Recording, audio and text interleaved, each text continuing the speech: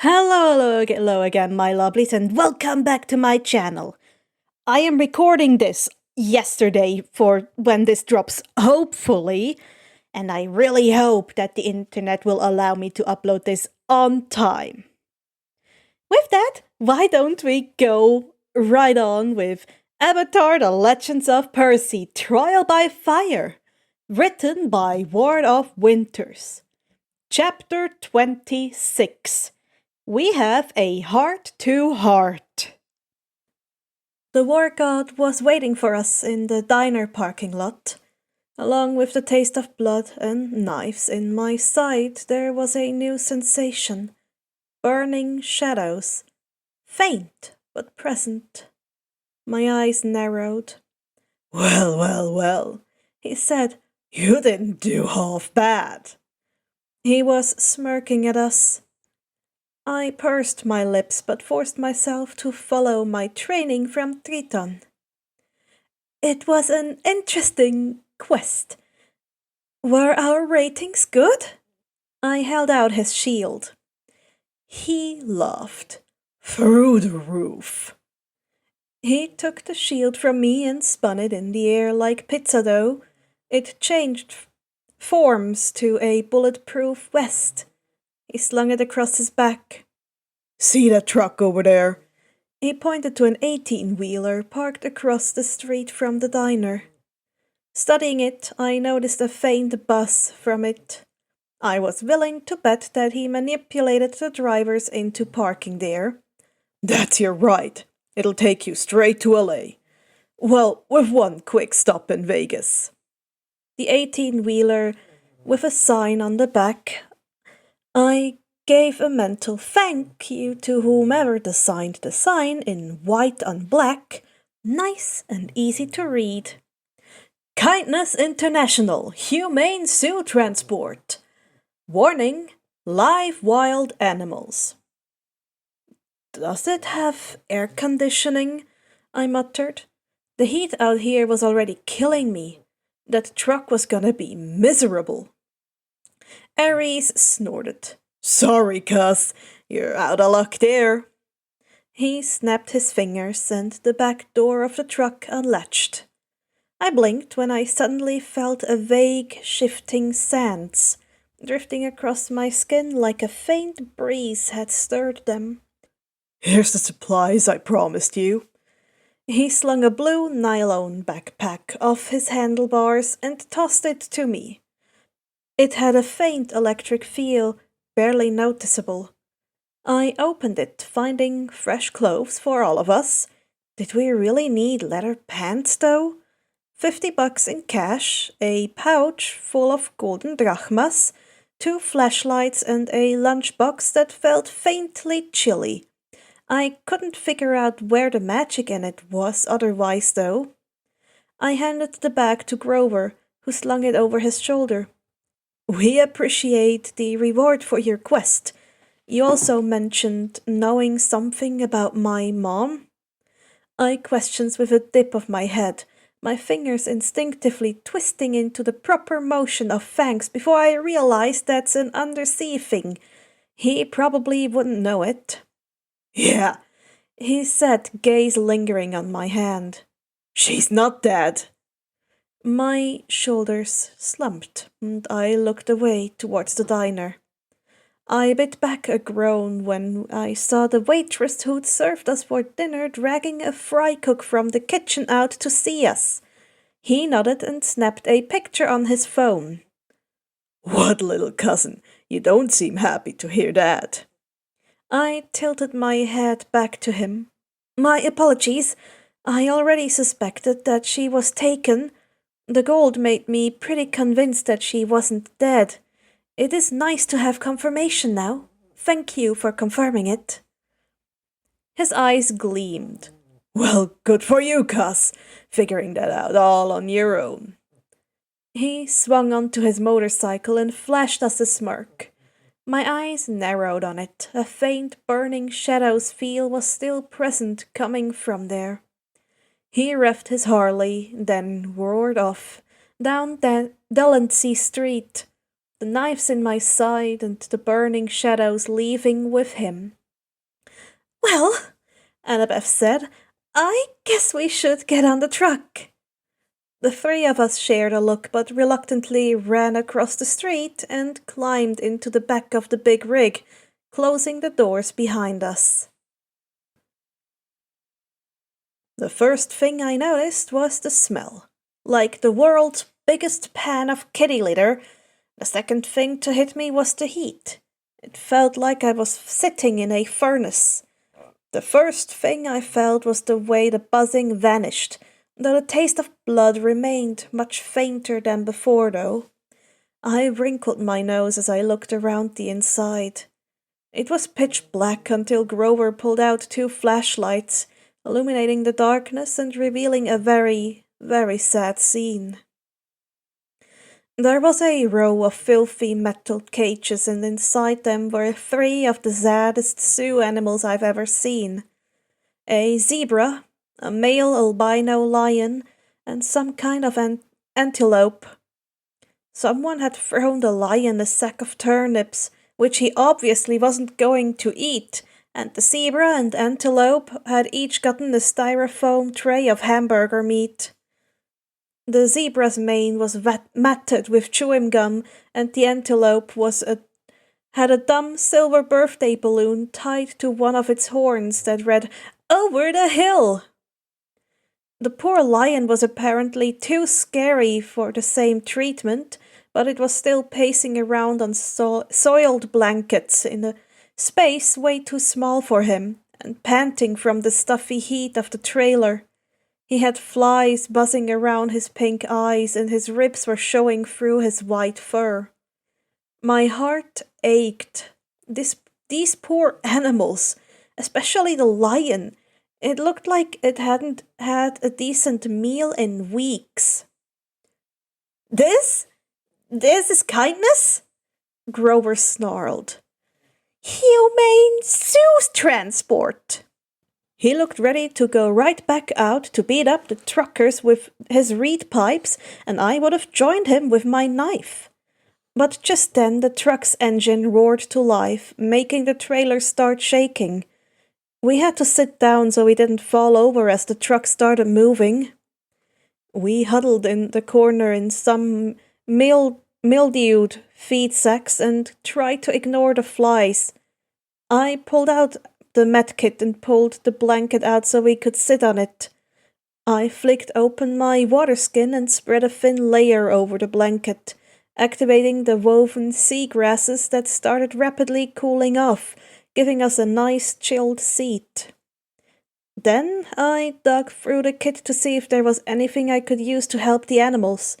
Maybe I could coat them in some water to cool them off? Grover was trying to talk to the animals, speaking in goat bleats, but they just stared at him sadly. I perked up when I noticed a water jug. I grabbed it and twisted my fingers to guide the water out of the jugs, then wrung the dirt and impurities out of it with a twist of my wrist, something I got good at over the years of cleaning the rivers near home. I flicked my fingers and guided the water into their bowls. "Can we switch the foods?" Annabeth asked. "I could use my trident," I offered. Getting agreement from her and Grover, I summoned my trident from my bracelet charm, using it to drag the foods out of the cages and switching the foods. The lion got the meat, and the zebra and antelope got the turnips split between them. "Thank you, Prince," I blinked, staring at the zebra. I guessed it's a kind of horse, and I could talk to Pegasus at camp. "Wafoto," I said. Wait, if I could talk to it, we could probably let it out, but then the cage probably gave it a relatively steady place to stay while the truck moved. Probably not to let it out. "Why do you say Wafoto?" Annabeth asked, Grover giving me a strange look. I said thank you. Annabeth blinked. "Yeah, but But what does uafo mean? What? Wait, you can understand zebras? I mean, I shrugged. I think it's horses and zebras are connected to horses, I guess. I've never really looked into them, and uafoto means you're welcome.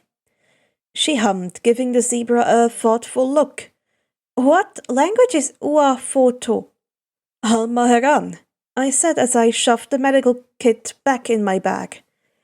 Grover interrupted our language conversation to ask Annabeth to cut the balloon off the antelope's horn, which she did while Grover kept the antelope calm. Can I cut the gum off the zebra's mane? She asked, looking at the zebra. We considered. It would probably be dangerous with the truck bouncing around, but if I could keep the zebra calm enough, we might be able to. We decided to ask the zebra. Hey, I said softly, settling in front of the zebra's cage. Would you let us get that gum out of your mane? You wish to help me, Prince? I nodded. Yeah, I want to help, but you'll need to stay very still so we can cut the gum out safely, okay? The zebra nickered, leaning towards me. As you wish, Prince. I opened the cage carefully and Annabeth leaned in to cut the gum out. I gently pet the zebra's nose, soothing it and keeping it still. Once she finished, we closed the cage again, promising to help them get out of here in the morning. I also paused to carefully coat them in water, cooling them off. The lion made an almost but not quite purring sound, settling down to bask in the cool water. The antelope and zebra did similar, a soft thank you from the zebra making me smile. The three of us then settled on the nice and chilled blanket. I made a mental note to thank Lagi when I next saw him. This blanket was amazing. Annabeth dug through the bag and pulled out the lunchbox, opening it to find sandwiches, fruit, chips, water, and Oreos.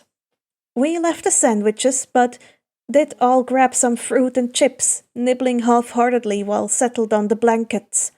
I reminded myself that we were nearly to Los Angeles, where my mom was, and where the bolt would hopefully be. I had no idea what would happen next, but we seemed to be doing all right so far. Hey, Annabeth said suddenly, I'm sorry for freaking out at the water park, Percy. It's okay, I assured her. It's just, she shuddered. Spiders? I nodded. Because of the Agiain story?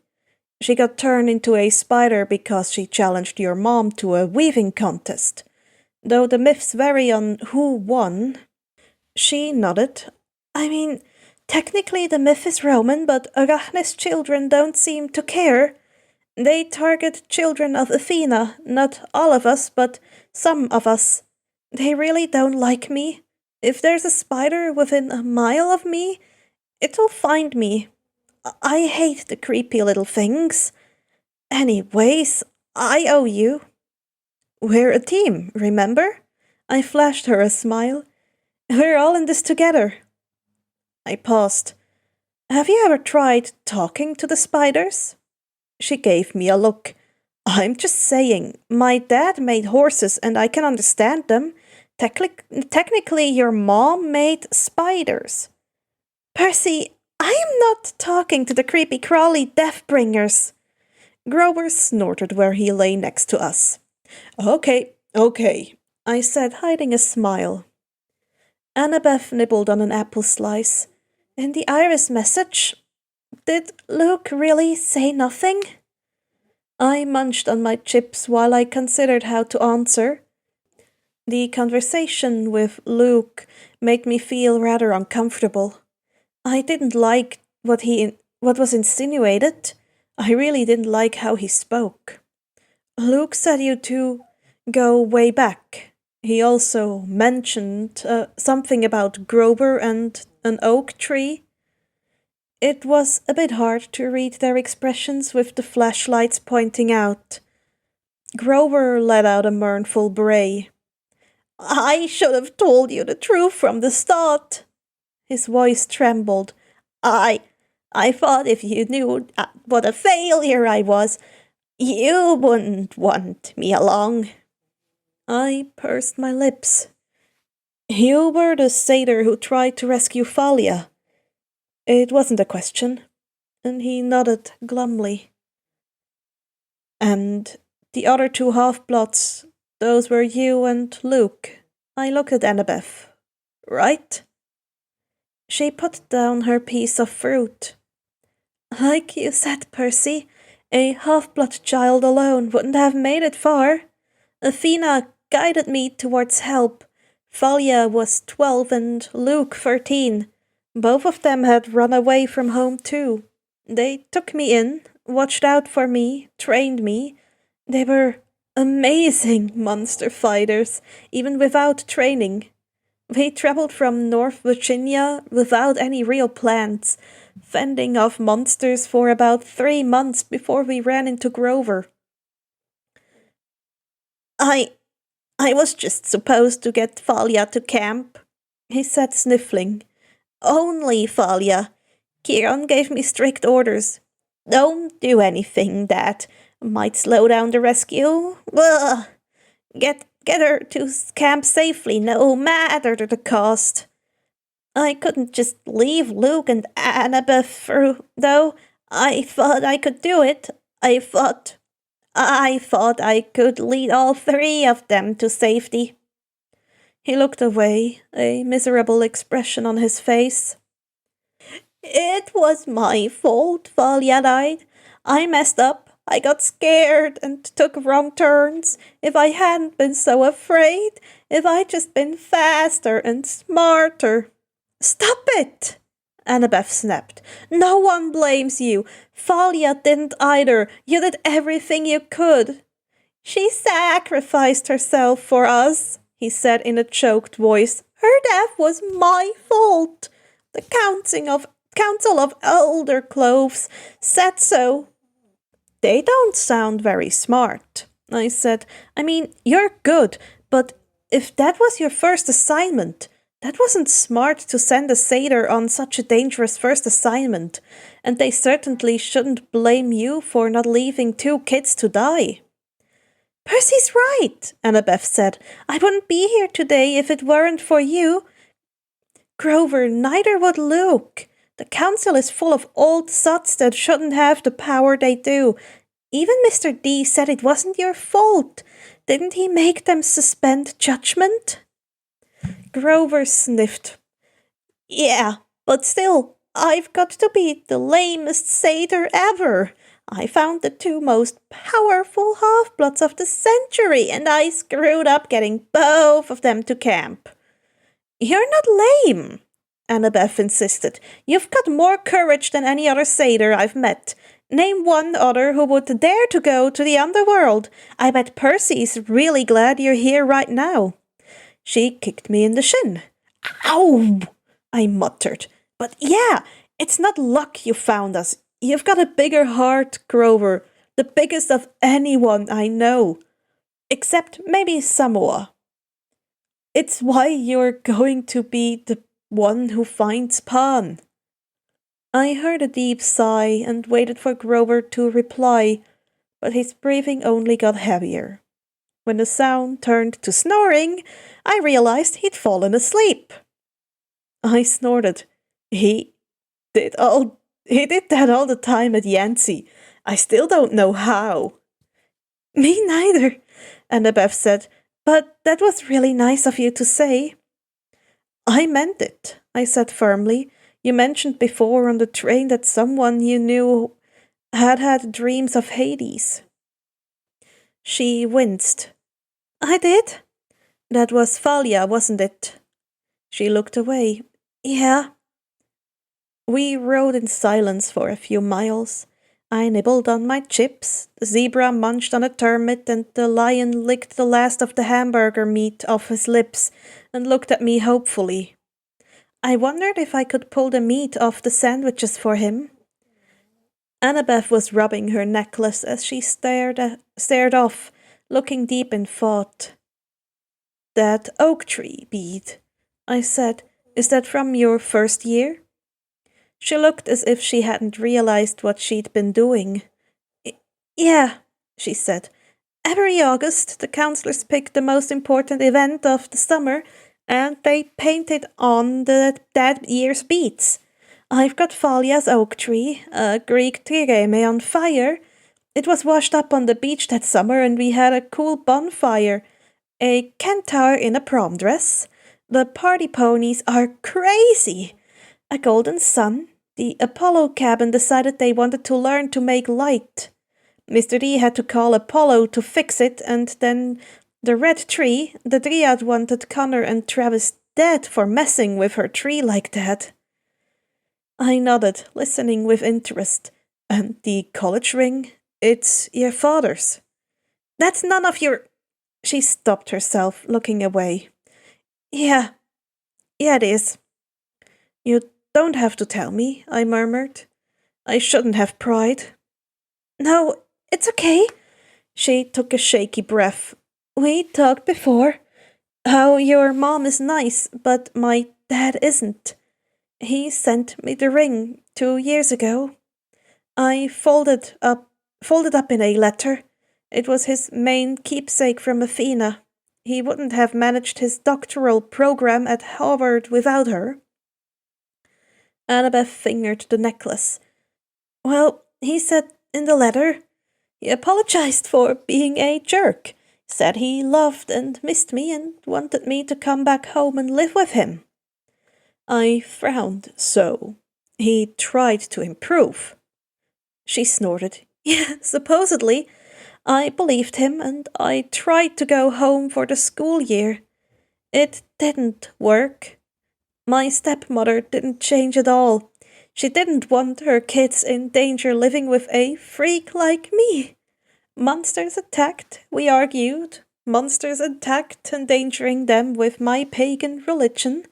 She basically called me possessed one time. My dad never spoke against her." She was staring at the wall, her expression pained. "I didn't even make it through winter break. I called Kieran and came right back to Camp Half-Blood." I considered her. That didn't sound pleasant at all. I thought of Mom and Gabe. She never spoke out against him, either. She just defended me in her own quiet way. Was her dad trying the same? Was her stepmom that horrible that he was afraid of what she'd do if he went against her? "Maybe you should tell your dad," I said softly. She looked at me with a frown. "What?" "Well, does he know that your stepmom was hurting you with her actions?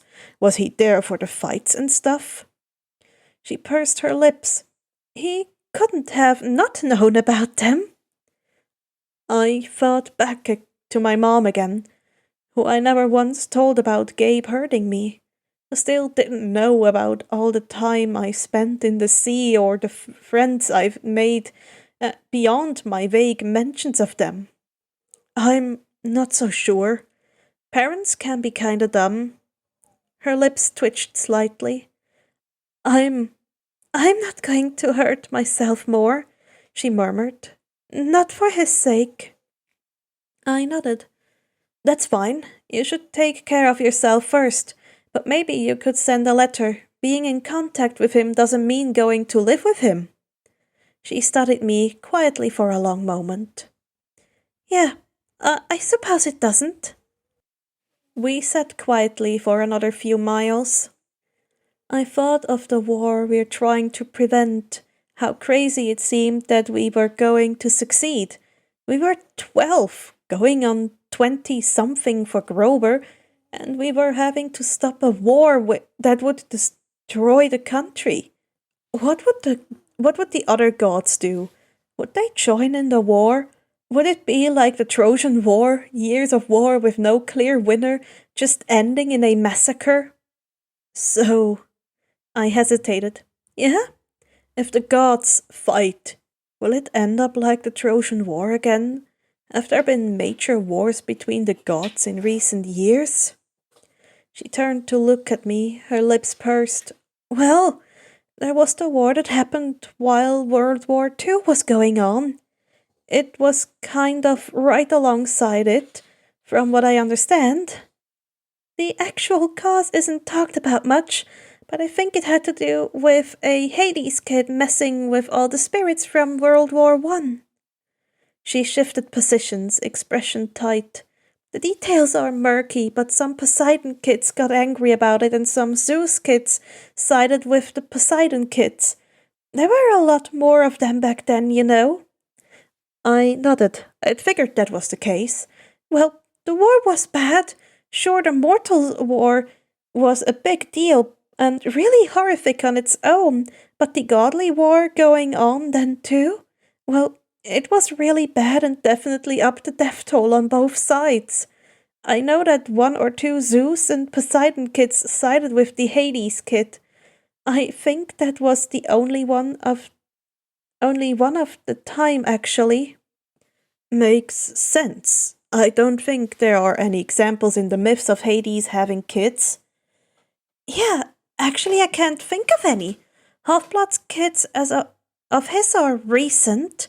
She frowned in thought before shaking her head. Regardless, it was a nasty war, and the gods didn't even get that involved themselves. I grimaced, so this one would likely be worse. Probably, she sighed. I don't know what the war will be like. I do know that no matter what happens, I'll side with you, Seaweed Brain. I smiled. Thanks. I'm glad you're my friend. She nodded, gaze determined before laying back and settling down. We should get some sleep, she mumbled. Night, I whispered.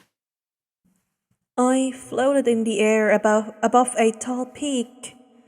Medusa was helping Lara climb over some high rocks, the sky dark and filled with stars. Lara looked older, 18 or 19 maybe. Years had passed since I last saw her. We're almost there, Medusa murmured.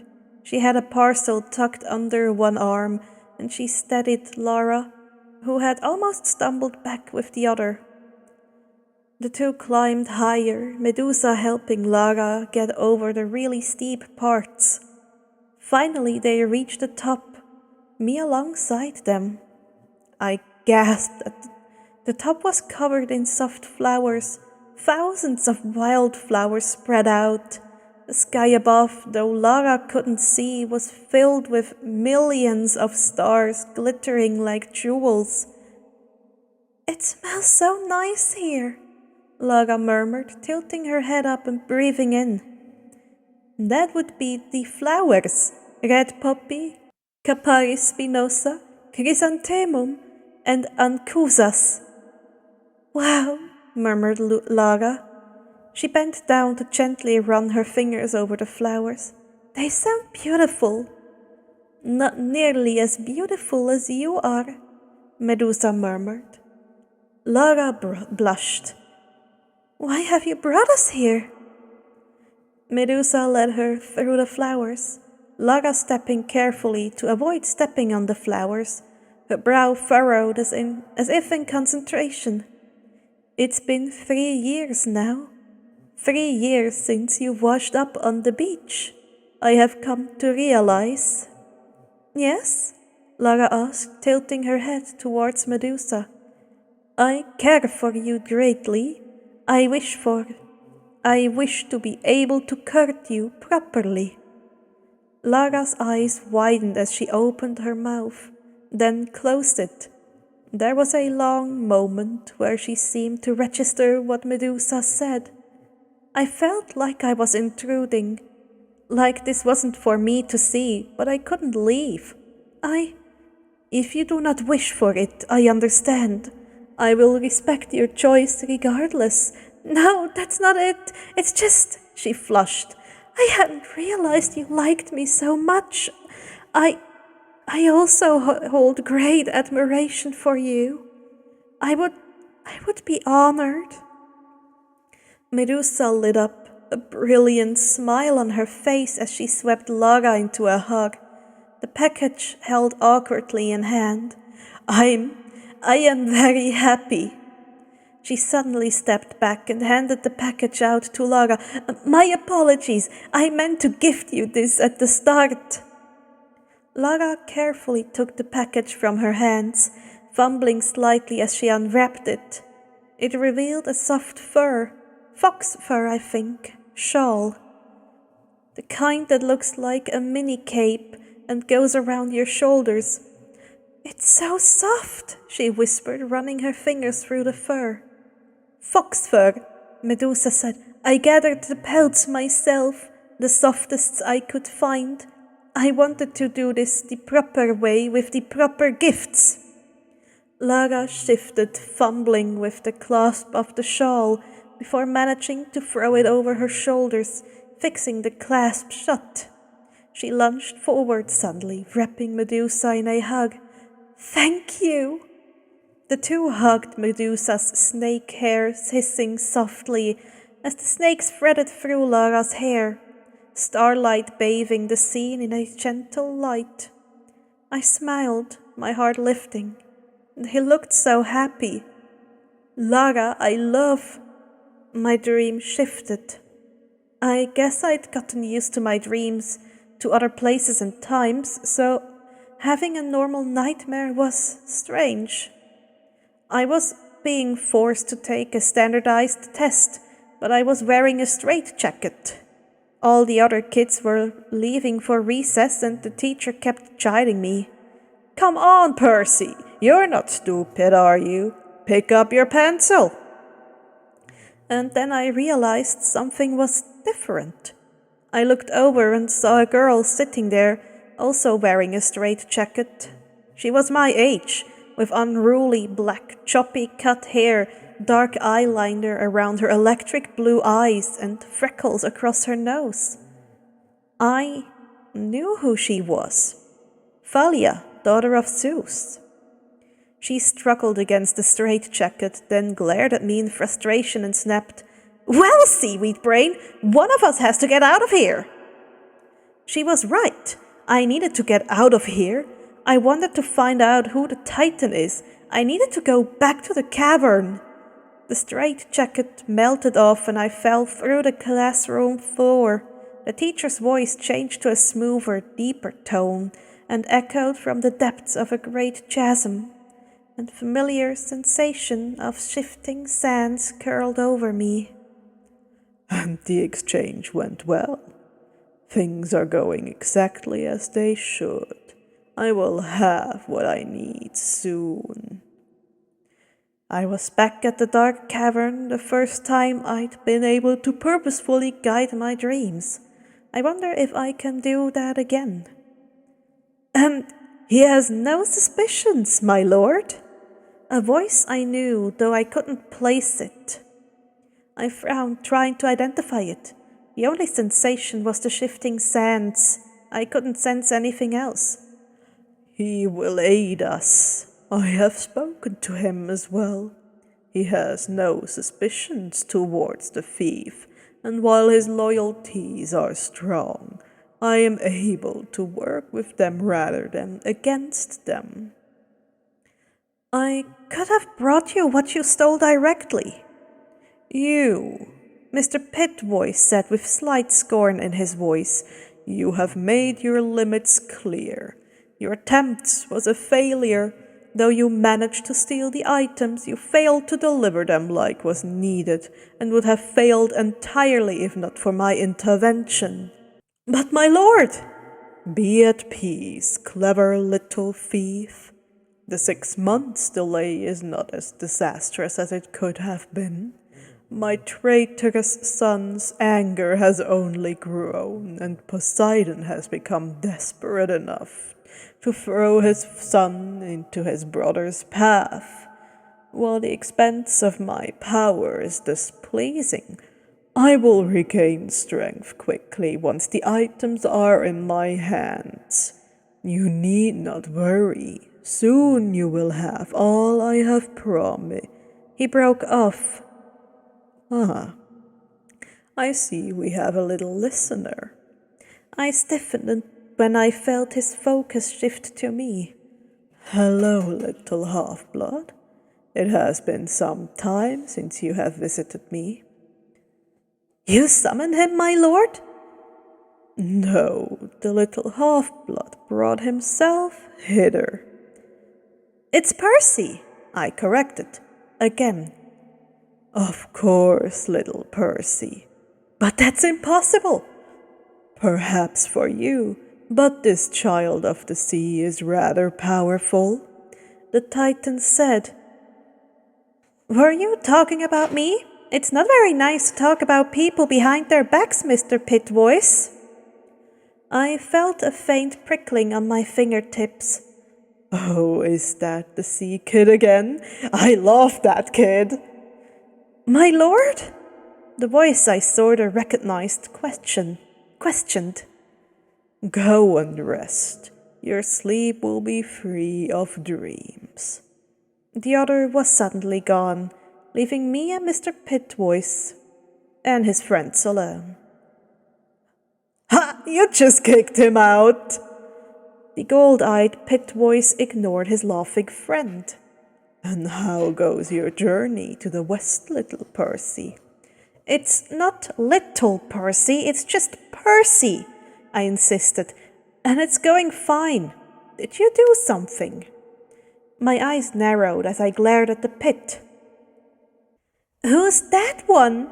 asked a new voice, bringing with it a feeling of numbness, etching my senses as I blinked at the faint spots in the corner of my vision. "I thought you only had one obnoxious minion right now." I bristled. "I am not his minion." "Right, follower then." "I'm not his follower either. I don't even know his name." "Ooh, you're one of the poor saps he's screwing with then." "Hyperion, I will throw you to Nyx," snapped Mr. Pitvoice. I brightened. Wow, so that was Hyperion? Cool. He was still mean though. "Does that mean you're not going to tell me your name?" I asked in disappointment. And do you talk to a lot of kids through dreams?" "Yeah, brother dearest. Do you talk to a lot of kids through dreams?" snickered the other voice, the prickling one. "Ignoring my idiotic siblings, you are the only one I speak to that brings yourself to my humble abode." I frowned. "So you bring others to speak to you? Why?" "I am simply requesting assistance."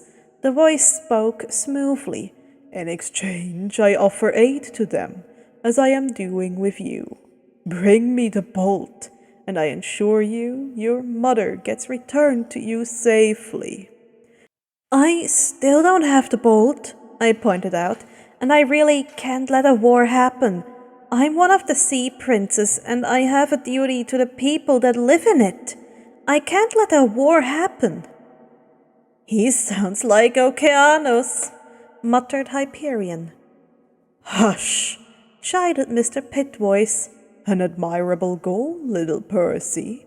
You need not worry. Okeanos will not allow war. Should it reach that point, he would step in and prevent it." I pursed my lips.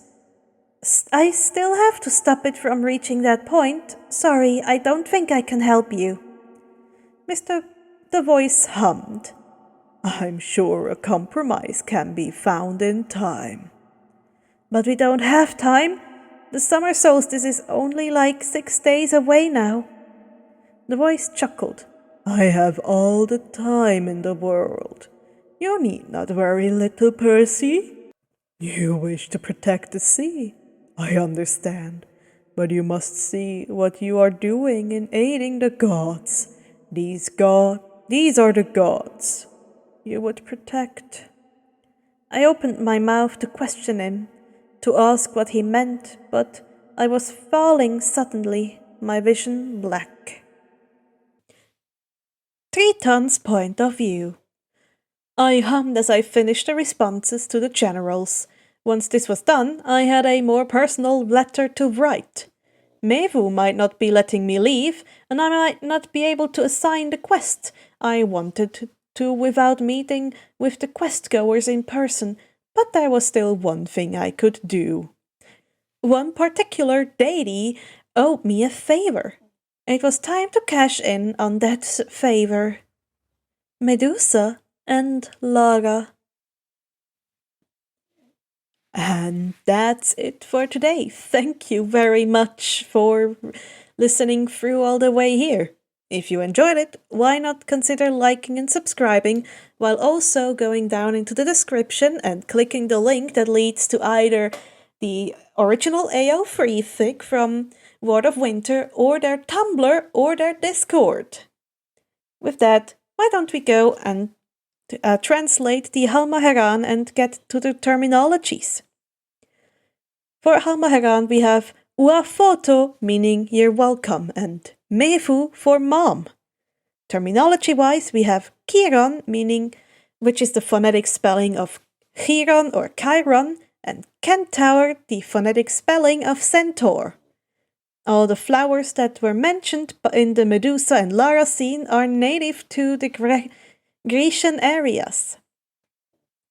Additionally, the Ward of Winter notes down that the courtship process in ancient Greek, specifically Athens' courtship as a basis there, had a lot to do with gender roles.